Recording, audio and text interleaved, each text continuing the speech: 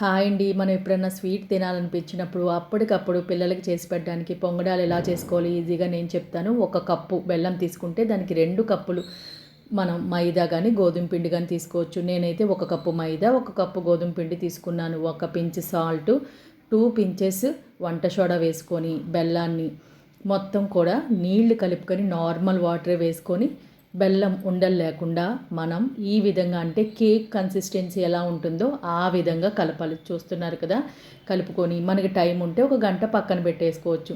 తర్వాత స్టవ్ వెలిగించి బాండీ పెట్టి ఆయిల్ బాగా హీట్గా ఉన్నప్పుడు చూసారా, ఇలా నేను పోసినట్టు పోస్తే ఆ వేడికి పొంగడం పైకి ఎలాగా పొంగుతుందనమాట. తర్వాత నెక్స్ట్ ఇంకొకటి వేసుకోవాలన్నమాట. అప్పుడు అంటుకోకుండా ఉంటాయి. మంటని మీడియం ఫ్లేమ్లో పెట్టుకుంటే అన్నీ కూడా మంచి రంగు వస్తాయన్నమాట. నిదానంగా మనం వేయించుకుంటే చాలా క్విక్గా అయిపోతుంది, ఈజీగా అయిపోతుంది. మల్టీగ్రెయిన్ ఆటాతోనే నేను వేశాను. మొత్తంగా మైదా కాకుండా మల్టీగ్రెయిన్ ఆటాతో కూడా వేయచ్చు. చూశారు కదా ఎంత మెత్తగా ఉందో, ఒకసారి ట్రై చేయండి.